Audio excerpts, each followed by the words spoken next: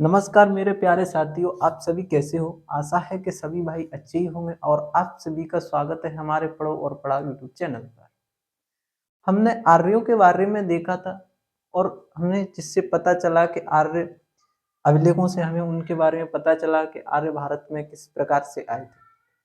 अब जो हम पढ़ेंगे वैदिक सभ्यता चल रही थी हमारी। अब वैदिक सभ्यता में देखते हैं कि वैदिक सभ्यता को हम विभाजन कर देंगे।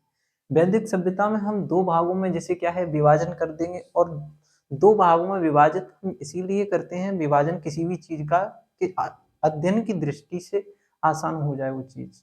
अब वैदिक सभ्यता को हम दो भागों में विभाजित किया, एक तो ऋग्वैदिक काल और एक होता है उत्तर ऋग्वेद काल। ऋग्वेद काल और एक होता है उत्तर ऋग्वेद काल।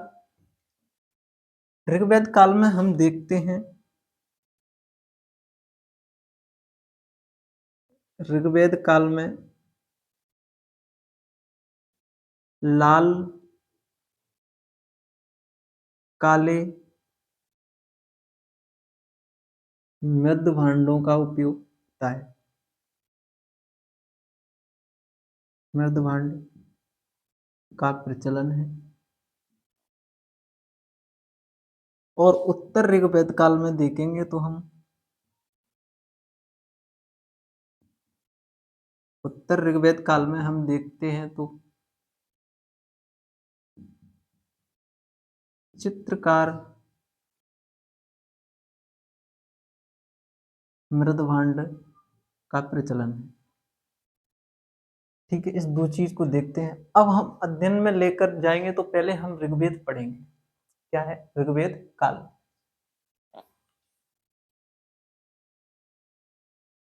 पहले हम क्या पढ़ेंगे अब? ऋग्वेद काल।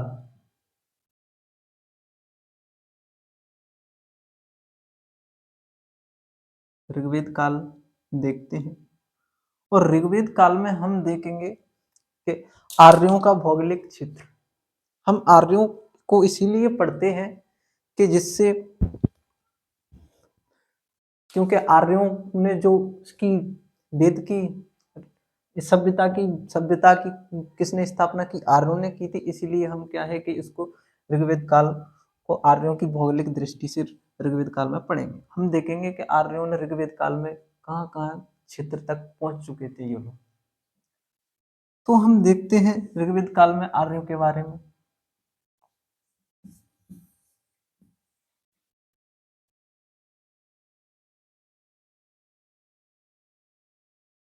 सन 1500 से 1000 ईसा पूर्व है आर्य ऋग्वेद काल में। कितना समय है? सन 1000 1500 से 1000 ईसा पूर्व है। ठीक। अब हम देखते हैं जो आर्य सर्वप्रथम ऋग्वेद काल में आए थे तो वो कहाँ पर आए थे? सप्त सेंधव सप्त सेंधव क्षेत्र मतलब पंजाब व अफगानिस्तान क्षेत्र में आए। किस में आए? पंजाब व अफगानिस्तान क्षेत्र में ये सबसे पहले आए थे। सप्त सेंधव प्रदेश में 7 नदियों का उल्लेख है। 7 नदियों का उल्लेख है सप्त सिंध प्रदेश में। 7 नदी में देखते हैं सिंध सिंध सिंध नदी जिसे हम हेमंडमयी भी कहते हैं। हेमंडमयी कहते हैं और उसका नाम स्वर्णामयी भी कहते हैं। क्यों कहते हैं? कि जो कि आर्यों की आर्थिक दृष्टि से बहुत ही अच्छी नदी थी। उसके बाद देखते हैं हम सरस्वती सरस्वती नदी। सरस्वती नदी के अन्य नाम हैं देवीतमा मतेतमा देवीतमा मतेतमा इसके अन्य नाम हैं। और उसके बाद आती है हमारी झेलम झेलम नदी। झेलम झेलम का नाम है बिस्तवा बिस्तवा। इसका प्राचीन नाम है बिस्तवा झेलम का। इसके बाद देखे हैं रावी रावी रावी का जो अन्य नाम है, रावी को देखते हैं तो रावी का जो अन्य नाम है परुशली।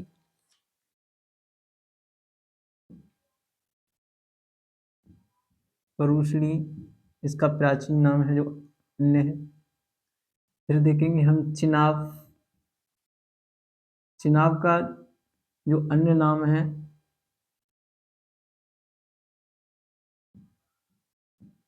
अस्कनी,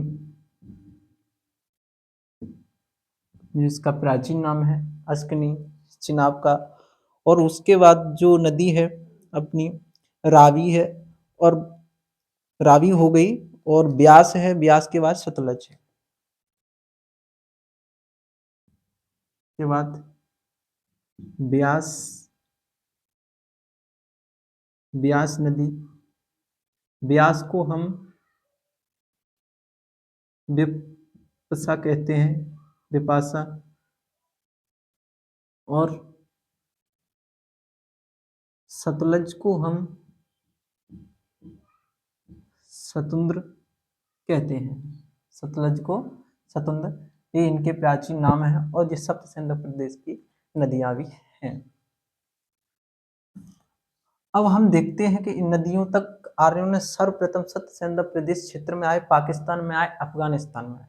अब जब आर्य यहाँ तक आप पहुंचे तो ऋग्वेद काल में आर्यों ने, ऋग्वेद काल में आर्यों ने पश्चिम की ओर बढ़ेंगे। कहाँ? पश्चिम की ओर इन्होंने बढ़ा तो इन्होंने कहाँ पहुंचे थे पश्चिम में? पाकिस्तान और एपी मतलब अफगानिस्तान। एपी, एफ अफगानिस्तान, पाकिस्तान से अफगानिस्तान ये लोग पहुंचे पश्चिम में। तो इस प्रकार ऋग्वैदिक काल में जो आर्यों की सीमा, पश्चिमी सीमा हुई थी, वो कौन सी हुई थी? अफगानिस्तान हो गई। यहाँ देख लेता हूं मैं एक मानचित्र के जरिए।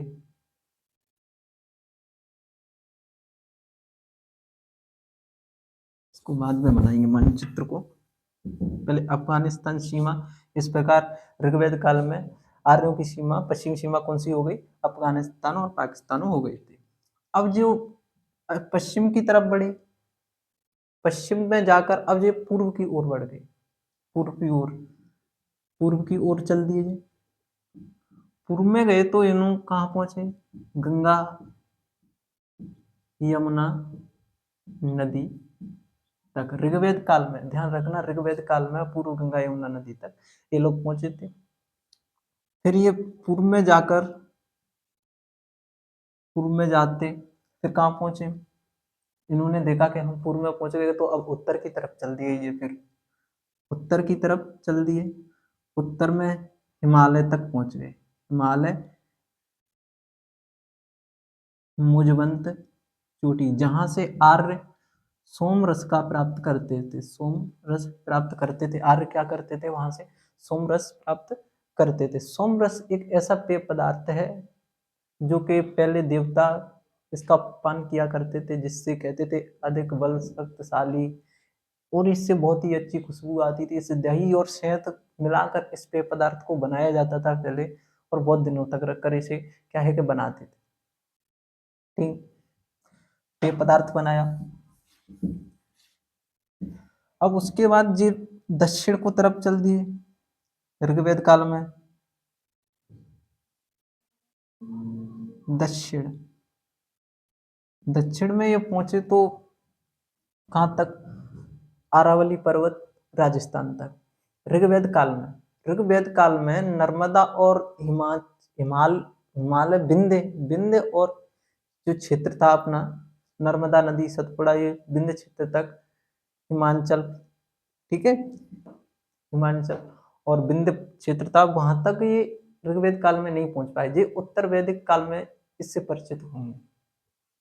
तो ये सीमा क्या हो जाएगी? दक्षिण में आरावली वली पर्वत, दक्षिण में कोई सीमा हो जाएगी जिनकी आरावली पर्वत हो जाएगी। अब अपन इस चीज के बारे में टोटल से हम एक मानचित्र के जरिए देखते हैं, उससे और अच्छे समझ में आएगा इसके बारे में। अब हम यहाँ देखते हैं ऋग्वेद काल में मानचित्र के जरिए इस प्रकार से बना देते हैं। इधर क्या हो जाएगा, पूर्व हो जाएगा, इधर क्या है, पश्चिम हो जाएगा, इधर दक्षिण हो जाएगा और इधर उत्तर हो जाएगा। तो ऋग्वेद काल की बात कर रहे हैं तो इनकी सीमा ऋग्वेद काल में पश्चिम में क्या थी, पाकिस्तान, अफगानिस्तान इनकी सीमा रही। ऋग्वेद काल में पाकिस्तान की दो नदियों का उल्लेख मिलता है। कितनी, दो नदियों का उल्लेख मिलता है, दो नदियों का उल्लेख मिलता है। एक थी इसमें गोमल, गोमती, गोमती जिसे हम गोमल कहते थे प्राचीन में, गोमल कहते थे गोमती, ठीक है। और एक थी स्वात, स्वात, ठीक है। तो इन दो नदियों का पाकिस्तान की ऋग्वेद काल में उल्लेख है और अफगानिस्तान की भी दो नदियों का उल्लेख है। अफगानिस्तान की भी दो नदियों का उल्लेख देखने को मिलता है। तो उसमें एक है कुंभा, जिसे हम कुर्म कहते हैं पहले, और एक है काबुल, काबुल, एक है काबुल, एक है कुंभा। दो नदियों का उल्लेख मिलता है अफगानिस्तान में, आर्यों में। तो ये क्या है, इनकी इस प्रकार से आर्यों की पश्चिमी सीमा क्या हो गई थी, अफगानिस्तान पाकिस्तान हो गई थी। अब जो आर्य पश्चिम तक बढ़े तो उन्होंने पूर्व जाने की कोशिश की और वो पूर्व को चले थे। तो ये पूर्व की ओर गए तो पूर्व में ये गंगा, गंगा नदी का ऋग्वेद काल में एक बार उल्लेख है और यमुना नदी का, यमुना नदी का 3 बार उल्लेख है। इस प्रकार से इनकी ऋग्वेद काल में आर्यों की पश्चिम सीमा हो, वो पूर्वी सीमा कौन सी हो गई, तो वो गंगा और यमुना हो। अब ये गंगा यमुना की तरफ बढ़े या ये उत्तर की तरफ बढ़े, फिर उत्तर में, उत्तर में गए हिमालय, हिमालय में मुजबंत, मुजबंत, हिंदकुश, हिंदकुश की चोटी, हिंदकुश, मुजबंत हिंदकुश में इसका ऋग्वेद काल में वर्णन है। इस प्रकार से आर्यों की उत्तरी सीमा क्या हो गई, तो हिमालय में मुजबंत हो गई थी। अब ये दक्षिण में आए, दक्षिण में इन्होंने अपना विस्तार किया तो दक्षिण में राजस्थान की तरफ अरावली पर्वत, अरावली पर्वत, दक्षिण में क्या है, अरावली पर्वत। लेकिन जे ऋग्वेद काल में आर्य मध्य प्रदेश, नर्मदा, सतपुड़ा, विंध्य क्षेत्र से बिल्कुल परिचित नहीं थे। लेकिन उत्तर वैदिक काल में हम जाएंगे ना, उत्तर वैदिक काल में जो नर्मदा तक इनका क्षेत्र हो जाएगा और विंध्य क्षेत्र से परिचित हो जाएंगे। और जो लगभग इधर तो मध्य प्रदेश में और भी क्षेत्र में आते हैं तो देखते हैं कि चंबल साइड इधर तो आ ही नहीं सकते थे। क्यों नहीं आ सकते थे, इधर तो उत्पादी लोग ही ज्यादा थे भैया। और देखते हैं वो उत्पादी चंबल के, तुमने पान सिंह तोमर बड़ौदा जी का सुना होगा केस, तो उधर कैसे आएंगे भैया, इधर नहीं आएंगे वो लोग।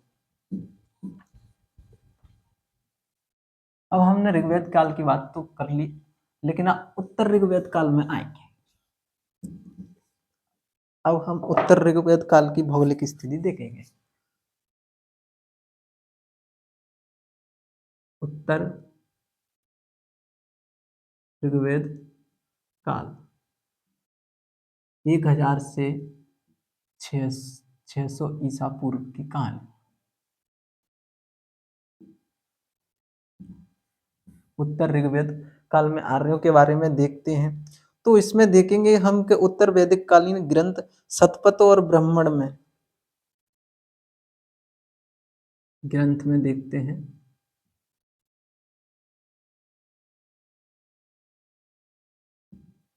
शतपथ, ब्राह्मण ग्रंथ, शतपथ और ब्राह्मण ग्रंथ में देखते हैं तो इसमें क्या है कि एक विदेह माधव, विदेह माधव की कथा का उल्लेख है।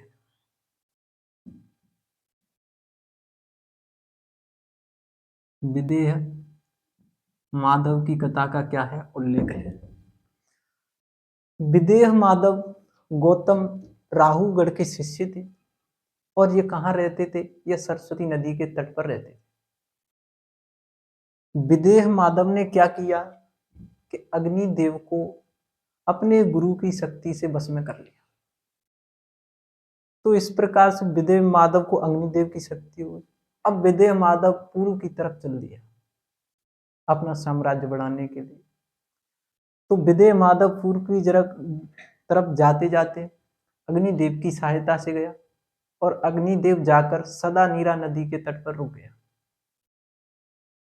तो विदेह माधव ने अग्निदेव से कहा कि हे देव, तुम यहाँ क्यों रुक गए, आगे पार करो। तो अग्निदेव बोले कि महाराज, यहाँ से हम आगे को इसलिए नहीं बढ़ते, यहाँ सदा नीरा नदी आ गई। बोले तो क्या हुआ, नदी आ गई तो तुम तो पार कर सकते हो, तुम तो पृथ्वी से भी बड़े हो, पृथ्वी तो एक छोटा सा भाग है। बोले कि मैं पार तो कर सकता हूँ, लेकिन इस ब्रह्मांड में तुमने यदि श्री हरि भगवान विष्णु का किस सुना हो तो इस नदी में ही अभी सालग्राम पत्थर जो भगवान कृष्ण भी बने पड़े हुए हैं इसके अंदर, यदि मैं भी जाऊंगा तो मेरा भी ऐसा ही हल होगा। बोले कि तुम नहीं गए तो हम तुम्हारा ऐसा हल कर देंगे। कौन? विदय माधव बोले अग्निदेव से। बोले कि तुम मार लो, हमें कोई दिक्कत नहीं है, तुम मारोगे तो हमें कोई ना कोई बचाने आ जाएगा, लेकिन यदि इसमें कूदेंगे तो कौन बचाने आएगा, इतना इसमें तो स्वयं भगवान खुद पड़े हुए हैं। तो विदय माधव इस बात से चिंतित हुए। तो भगवान अग्नि ने एक अच्छी ही बात कही विदय माधव से कि मैं तुम्हारे लिए यहाँ क्या है वनस्पति और जिनको सभी पेड़ झाड़ियों को जला देता हूँ और तुम अपना राज्य यहीं जमाओ। तभी से विदेह माधव ने क्या है अपना साम्राज्य जमा दिया। अब भगवान श्री कृष्ण का एक केस है वहां का। तो वृंदा नाम की एक राक्षसनी थी। वृंदा नाम की एक राक्षसनी थी जो जालंधर की पत्नी थी। राक्षस था, बहुत ही खूंखार राक्षस था और देवी देवता उस राक्षस से परेशान थे। तो देवी देवता सभी परेशान होकर भगवान विष्णु के यहाँ पहुंचे। तो भगवान विष्णु से बोला कि ऐसी ऐसी बात है और जालंधर नाम का व्यक्ति परेशान कर रहा है और उसकी शक्तियों को हम नष्ट नहीं कर सकते जब तक उसकी औरत वृंदा है वो पतिव्रता वृंदा का व्रत नहीं टूटेगा तब तक हम उसकी शक्ति को क्या है खत्म नहीं कर सकते। तो भगवान विष्णु ने सबकी बात सुनकर वो गए और जालंधर का रूप धारण करके उसके पति को स्पर्श कर उसकी पत्नी का व्रत खत्म कर दिया और भगवान भगवान विष्णु के स्पर्श से भगवान शिव ने उसका वध कर दिया इस प्रकार के। लेकिन तब उसको इस बात का पता चला वृंदा को कि भगवान विष्णु ने, जो मैं उनकी प्रिय भक्त थी भगवान विष्णु की, भगवान विष्णु ने मेरे साथ ऐसा कर दिया और मेरे पति का वध कर दिया। मैं उनको श्राप देती हूँ कि वो जाकर एक काले कलूटे पत्थर बन जाए। तो उस श्राप को भगवान विष्णु ने बहुत अच्छी तरीके से स्वीकार करके और वो आज शालिग्राम पत्थर के रूप में पूजे जाते हैं, जो सदा नीरा नदी जो कि बिहार में गंडक नदी के अंदर है, जो शालिग्राम पत्थर जो नेपाल में है और शालिग्राम एक मुक्तिनाथ क्षेत्र है, वहां इसका मंदिर भी है भगवान विष्णु का। ये कहानी है। तो इसीलिए विदेह माधव से अग्निदेव ने कहा कि जहाँ पूरी दुनिया का ब्रह्मांड त्रिलोकी भी उस नदी के अंदर पड़ा है तो मैं कौन हूँ, इसीलिए मैं पार नहीं कर सकता था। तो विदेह माधव का बिहार में वहां तक सदा नीरा नदी गंडक नदी तक ही क्षेत्र रह पाया था। और विदय माधव की और भी है यहाँ देखते हैं तो वो विदय माधव ने इस वंश का संस्थापक था और मिनी भी था।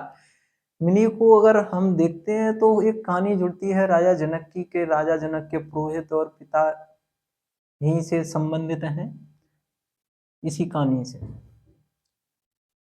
तो अब विदय माधव देख लिया तो बिहार गंडक नदी तक इसका क्षेत्र था विदय माधव का, जो सरस्वती नदी के किनारे पर रहता था। पहले कहाँ रहता था? सरस्वती नदी के किनारे। किसके साथ? अपने गुरु के साथ। अपने गुरु के साथ। गुरु कौन थे? गौतम राहुगढ़ इनके गुरु थे।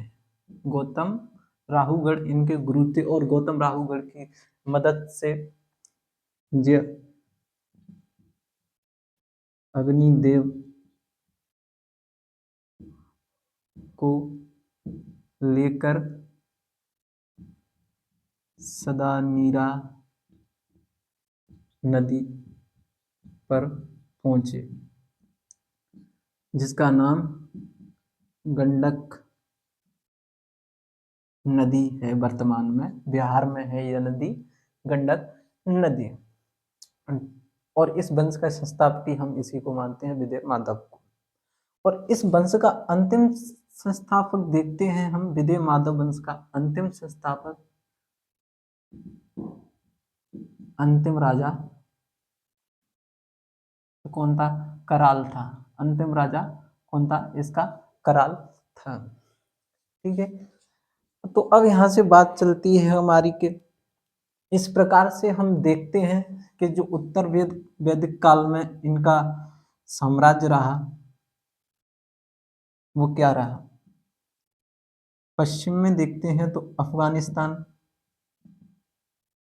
पूर्व में देखते हैं तो सदा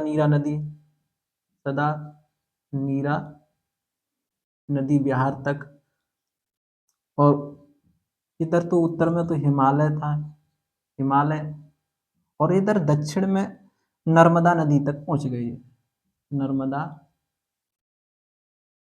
नदी से परिचित हुए उत्तर ऋग्वेद काल में आर्य।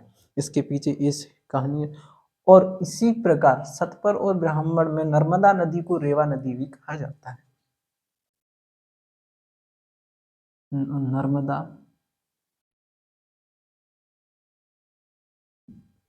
नदी को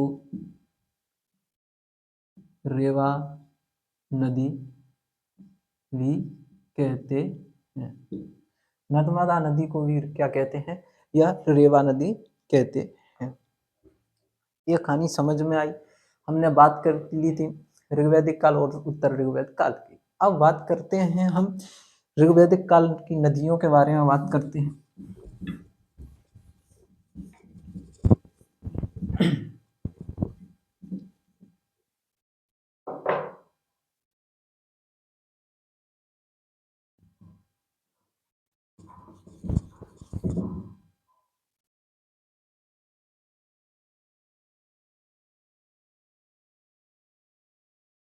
वैदिक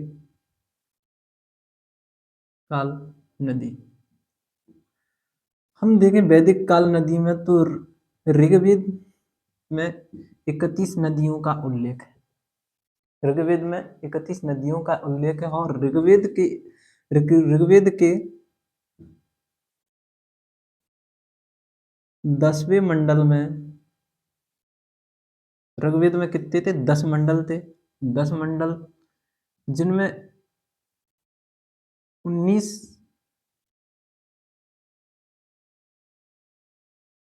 जिनमें कितनी नदियों का उल्लेख है? 25 नदियों का। हम देखते हैं तो वैदिक सभ्यता में 31 नदी हैं। सॉरी, हाँ देखते हैं वैदिक सभ्यता में 31 नदियों का उल्लेख है। और वैदिक सभ्यता यदि हम ऋग्वेद में देखें, ऋग्वेद में देखते हैं तो कितनी 25 नदी, और ऋग्वेद के 10 मंडल हैं। 10 मंडल, और जिन मंडल में 19 नदियों का उल्लेख है। यदि हम इन सभी नदियों में देखें तो आर्यों की सिंधु नदी महत्वपूर्ण नदी थी। क्या थी? महत्वपूर्ण नदी थी। क्यों थी? क्योंकि आर्थिक दृष्टि से अच्छी नदी थी, इसीलिए इसको हिरण्यमयी और स्वर्णमयी नदी भी कहा था। ठीक है, उसके बाद हम बात करते हैं कि ऋग्वेद की सबसे पवित्र नदी, आर्यों की सबसे पवित्र नदी, आर्यों की सबसे पवित्र नदी देखें, आर्यों की सबसे पवित्र नदी देखें तो कौन सी थी? सरस्वती। और सरस्वती नदी की सहायक नदी, सरस्वती नदी की सहायक नदी चौंतज्ञ नदी थी, चौंतज्ञ नदी थी सरस्वती नदी की, जिसे हम द्वैसदती नदी भी कहते हैं। सरस्वती नदी और चौंतज्ञ नदी मतलब द्वैसदती नदी के बीच में जो एक नदी थी, इनके बीच में तो कौन सी थी? अपाया नदी थी। इन दोनों के बीच में अपाया नदी थी। कौन सी थी? इन दोनों के बीच में अपाया नदी भी थी। ठीक है, अब बात करते हैं कि यहाँ जो जहाँ सरस्वती नदी थी, सरस्वती नदी, सरस्वती नदी के किनारे ऋग्वेद की ऋचाओं की रचना भी यहीं हुई थी। ऋग्वेद की ऋचाओं की रचना भी कहाँ? सरस्वती नदी के किनारे पर हुई थी। अब हम देखते हैं ऋग्वेद के नदी सूक्त में जाएंगे तो हम इसमें देखेंगे कि हम ऋग्वेद के नदी सूक्त में व्यास मतलब विपाशा नदी का उल्लेख नहीं है। ऋग्वेद के नदी सूक्त में विपाशा मतलब व्यास नदी का उल्लेख नहीं है। व्यास नदी, विपाशा, व्यास नदी का उल्लेख नहीं है। उसकी जगह पे कश्मीर की नदी का उल्लेख है। ठीक, अब देखते हैं हम यहां से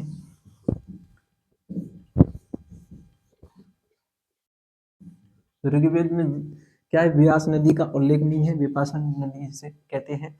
उसकी जगह पे कश्मीर की नदी का उल्लेख है। कश्मीर की नदी का उल्लेख है। कौन सी नदी है? वो मरुदवदा नदी है कश्मीर की, लिखने की कोई जरूरत नहीं है। ऋग्वेद में यमुना नदी हम देखते हैं कि ऋग्वेद में यमुना नदी का 3 बार उल्लेख है और गंगा नदी देखते हैं कि गंगा नदी का 1 बार उल्लेख है। लेकिन गंगा नदी की जो एक सहायक नदी है, सहायक नदी, गंगा नदी की एक सहायक नदी है, वो कौन सी है? आप जिसे सब जानते होंगे, सरयू नदी। सरयू नदी का इसका 3 बार ऋग्वेद काल में उल्लेख है। सरयू नदी का 3 बार उल्लेख है और सरयू नदी अयोध्या में है। अयोध्या नगर इसी तट पे बसा है। और देखते हैं सरयू नदी के बाद फिर ऋग्वेद ऋग्वेद में ऋग्वेद ऋग्वेद काल में नर्मदा नदी का उल्लेख उल्लेख नहीं है। उल्लेख नहीं है। कौन सी नदी का? नर्मदा नदी का। लेकिन उत्तर ऋग्वेद काल में नर्मदा नदी का उल्लेख है। नर्मदा नदी, नर्मदा नदी का उल्लेख है। कहाँ? उत्तर ऋग्वेद काल में नर्मदा नदी का उल्लेख है, जिसे हम रेवा के नाम से जानते हैं। रेवा के नाम से जानते हैं। किसके नाम से जानते हैं? रेवा के नाम से जानते हैं। ठीक है, नदी सूक्त में देखा हमने, नदी सूक्त में कौन? विपाशा मतलब व्यास नदी का उल्लेख नहीं है। ठीक है, नदी सूक्त में क्या है कि सभी नदियों का उल्लेख है। ऋग्वेद काल में सभी नदियों का, इसमें क्या है? वैदिक संप्रदाय की सभी नदियों का उल्लेख है नदी सूक्त में। ठीक है, अब नदी सूक्त में देखते हैं कि अंतिम जो नदी थी उसमें, नदी सूक्त के में अंतिम नदी कौन सी थी? अंतिम नदी नदी सूक्त में अंतिम नदी देखते हैं तो कौन सी नदी थी? वो गोमती, गोमल पाकिस्तान में है, वह नदी है। ऋग्वेद काल की जो अंतिम नदी सूक्त में जो अंतिम नदी है वो है गोमती। ठीक है, अब इसके बाद गोमती देखेंगे कि उत्तर वैदिक कालीन हो गया। शतपथ ब्राह्मण सदा नीरा नदी को गंडक नदी कहते हैं। शतपथ ब्राह्मण में सदा नीरा नदी को गंडक कहते हैं और नर्मदा नदी को रेवा भी कहते हैं। यहाँ तक हम पहुंच गए। अब बात करेंगे वैदिक कालीन में समुद्र की बात करें तो समुद्र समुद्र को देखते हैं तो वैदिक में समुद्र को क्या कहते हैं? जलराशि कहते हैं। तो लिखने की कोई जरूरत नहीं है, समुद्र को जलराशि कहते हैं। यदि यहाँ पर्वत देख लें तो पर्वत में हिमालय,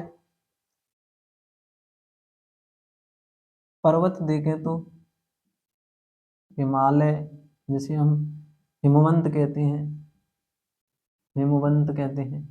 हिमालय में कहाँ मुझवंत तक पहुंचे थे वो। ठीक है, और देखें तो विंध्य क्षेत्र, विंध्य पर्वत, इसका भी उल्लेख है। ठीक है, और इसके बाद हम फिर देखेंगे कि आर्यों का संघर्ष, और आर्यों के संघर्ष में देखेंगे कि इसमें कौन आर्य थे, कैसे इनका संघर्ष हुआ, कौन सा दशराज युद्ध देखते हैं इसके अंदर के आर्यों का जो प्रमुख वो देखता है। ठीक है, थैंक यू।